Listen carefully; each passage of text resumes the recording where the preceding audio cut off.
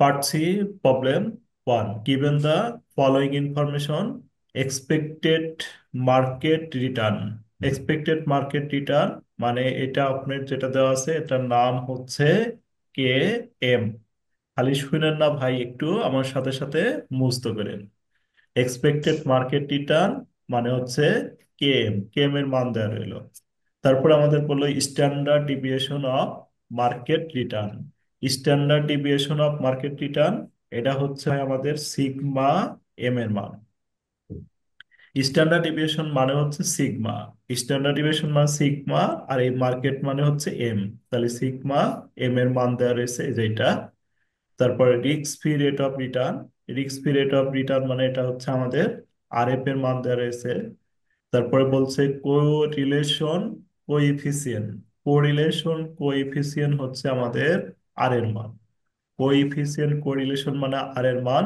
তাহলে আর এর মান হচ্ছে আমাদের দুইটা দেওয়া রয়েছে, একটা হচ্ছে এ তে দেওয়া রয়েছে আর একটা হচ্ছে বি তে দেওয়া রয়েছে।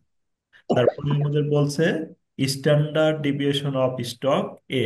স্ট্যান্ডার্ড ডিভিয়েশন মানে হচ্ছে এটা ভাই কি বলছে, এটা শুধু সিগমা।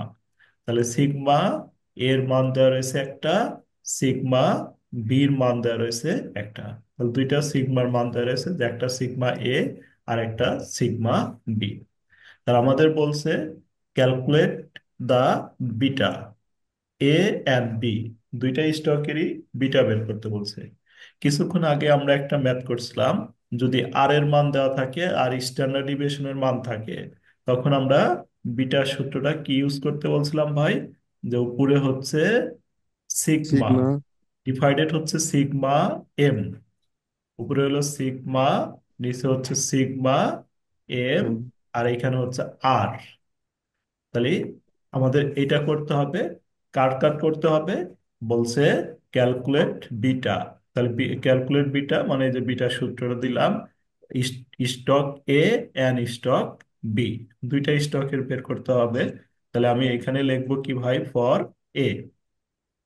তাহলে এ যখন লিখবো তখন এর মান আসবে স্ট্যান্ডার্ড ডিভিয়েশন এর, দেখেন এই যে এখানে বলে দিচ্ছে আমাদের standard deviation A 28%।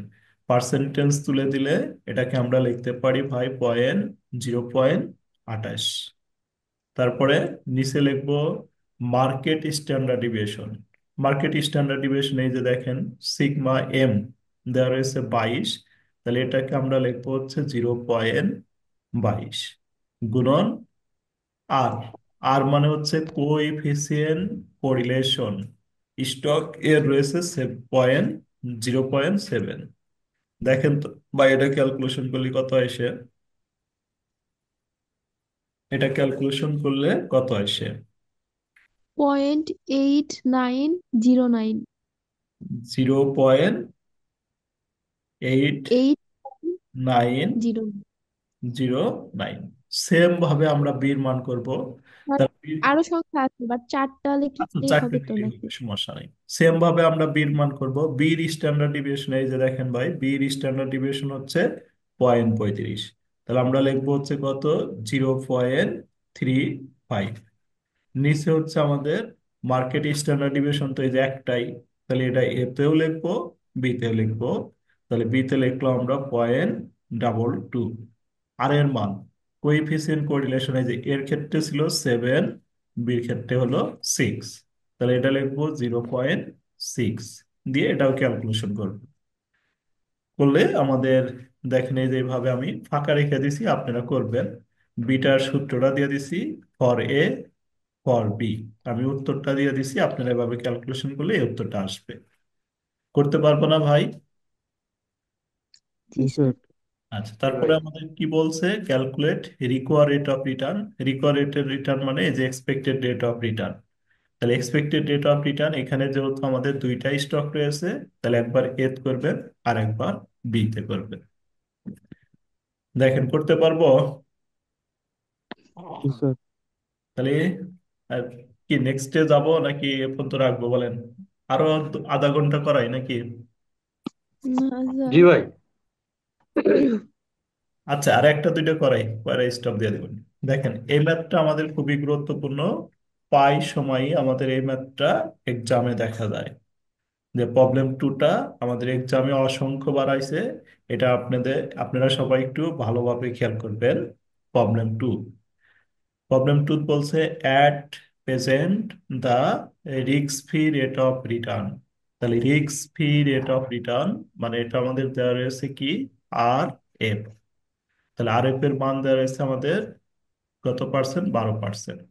Expected return on market, expected return on market হচ্ছে আমাদের কি, এটার মান হচ্ছে কি, কে এম। তাহলে কে এম এর মান দেওয়া রয়েছে আমাদের 16%। Average return and four stock index together with the beta. Average return দেওয়া রয়েছে আমাদের, গড় রিটার্ন দেওয়া রয়েছে যে 4টা, আর কি বলে দিচ্ছে, বিটা দেওয়া রয়েছে 4টা।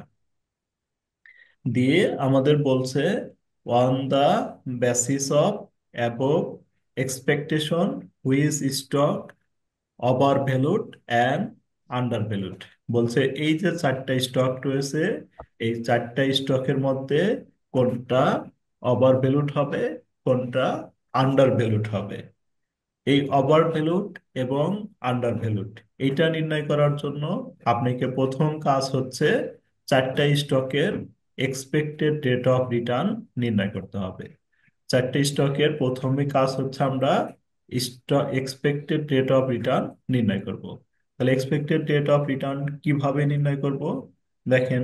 এক্সপেক্টেড রেট অফ রিটার্ন আমরা এই যে যেহেতু আমাদের এখানে রিস্ক ফ্রি রয়েছে, বিটার মান দেওয়া রয়েছে, তাহলে আমি সরাসরি এই সূত্র প্রয়োগ করতে পারি যে এক্সপেক্টেড রেট অফ রিটার্ন সমান, এই যে কি বলছে, R F plus beta K M minus R F.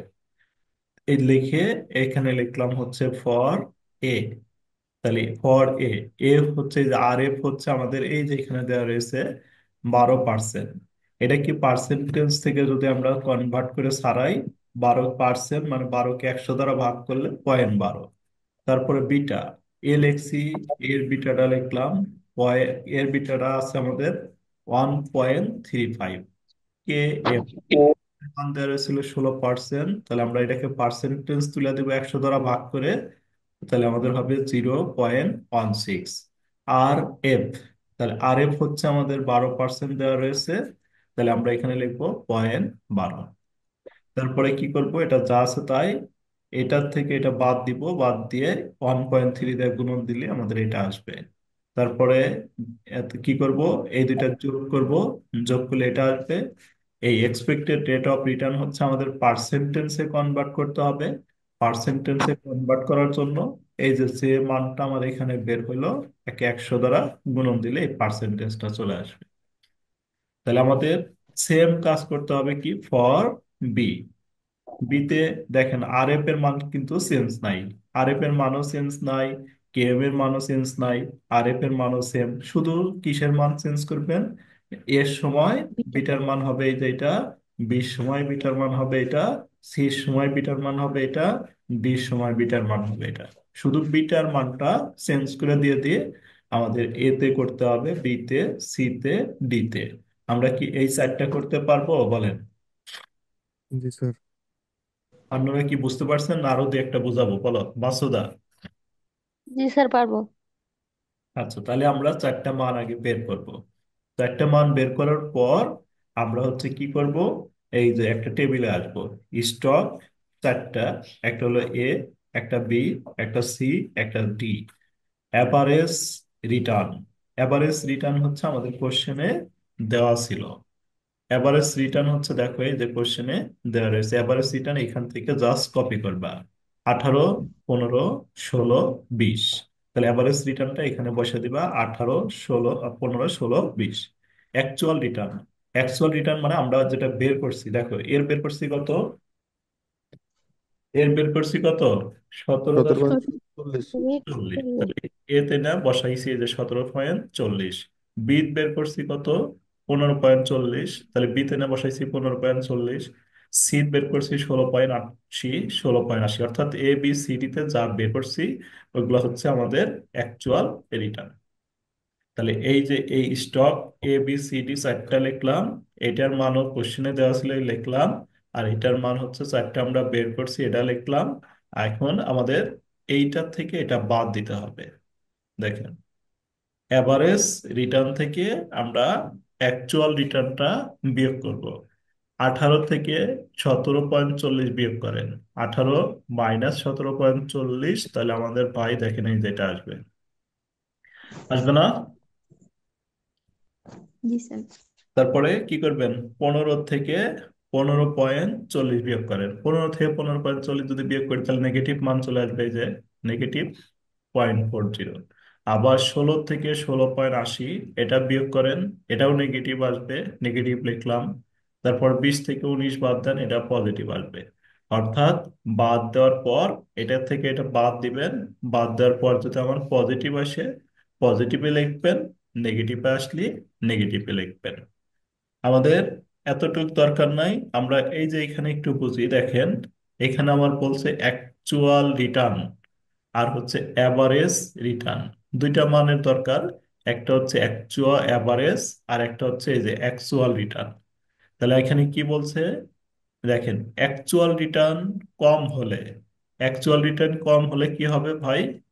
Actual return যদি কম হয়, এটার নাম হবে আন্ডার ভ্যালুড।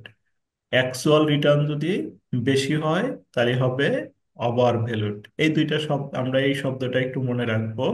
অ্যাকচুয়াল রিটার্ন কম হলে আন্ডার ভ্যালুড, অ্যাকচুয়াল রিটার্ন বেশি হলে ওভার ভ্যালুড। অ্যাকচুয়াল রিটার্ন দেখেন এইখানে হচ্ছে আমাদের 18%, আর এখানে হচ্ছে আমাদের অ্যাকচুয়াল রিটার্নটা হচ্ছে আমাদের কত? 17.40। তাহলে কি অ্যাকচুয়াল রিটার্ন কম আছে না বেশি আছে? বলেন। কম আছে স্যার। স্যার। অ্যাকচুয়াল রিটার্ন এটার কম, তার মানে কি এটা কি আন্ডার ভ্যালুড হবে না? বলেন। হুম। তারপরে এটার থেকে দেখেন তো, 15 থেকে অ্যাকচুয়াল রিটার্ন হচ্ছে 15.60, এটা কি অ্যাকচুয়াল রিটার্ন বেশি আছে? বেশি আছে, তার এই ওভার জন্য ভ্যালুড হবে। এটা ওভার ভ্যালুড। পরেরটাও অ্যাকচুয়াল রিটার্ন এখানে বেশি রয়েছে, তার মানে এটাও ওভার ভ্যালুড। না, কম রয়েছে, দেখেন এটা কি আছে ভাই? বেশি আছে। বেশি, বেশি আছে। হুম। তাহলে এটাও ওভার ভ্যালুড। এইখান থেকে এটা কি আছে? কম আছে, এই যে অ্যাকচুয়াল রিটার্ন 19, এটার থেকে এটা কম রয়েছে, এটা হচ্ছে আমাদের আন্ডার ভ্যালুড। তাহলে এই সোজা কথা এই জন্য লিখেই দিছি নোট করে। অ্যাকচুয়াল রিটার্ন কম হলে আন্ডার ভ্যালুড, অ্যাকচুয়াল রিটার্ন বেশি হলে ওভার ভ্যালুড। তাহলে আমার কোনটা? দেখেন এই যে এর হচ্ছে, এতে অ্যাকচুয়াল রিটার্ন কম আছে, আর ডি তে অ্যাকচুয়াল রিটার্ন কম আছে। তাহলে এ আর ডি কি হয়েছে বলেন তো? এই যে এখানে এইভাবে আমি কমেন্টটা লিখতে পারি, security A and D are undervalued. Security A and D are undervalued. তারপরে এখানে একটা কমা দিব, অ্যান্ডারে কমা দিব, there security B and C. B আর সিটা কি বেশ? বি আর সিটা বেশি হয়েছে না? বলেন। সিকিউরিটি বি অ্যান্ড সি আর জি স্যার। Overvalued. দেখেন আমরা বুঝতে পারছি কিনা, না হলে আবার বলবো। জি স্যার। অন্যরা কি বুঝতে পারছেন ভাই? জি স্যার। শাহিন ভাই, বলেন জি কথা। ভাই। বুঝছেন না বুঝাবো আবার? শাহিন ভাই। হ্যাঁ ভাই বুঝছি। হ্যাঁ ভাই বুঝছি, আজকে এই পর্যন্তই থাক ভাই, বেশি দিলে আবার মাথাও থাক না। এই যে এটা আমরা হোমওয়ার্ক করে হুম। অবশ্যই গ্রুপে জমা দিয়ে দিব, ঠিক আছে ভাই? ইনশাল্লাহ ইনশাল্লাহ। আর 10 মিনিট পড়াই নাকি আরেকটা? না ভাই থাক। থাক গা ভাই, থাক গা। না আচ্ছা, স্যার, আজকে থাকে। আচ্ছা রেখে দিলাম তাহলে। পরের ক্লাসে আমরা আর 2 ক্লাস করলে ইনশাল্লাহ শেষ হয়ে যাবে আমাদের এই চ্যাপ্টার। জি ভাই। শীটটা কবে দিবেন নি স্যার? শীটটা ভাই গ্রুপে অলরেডি দিয়ে দিছি, দেখাচ্ছি।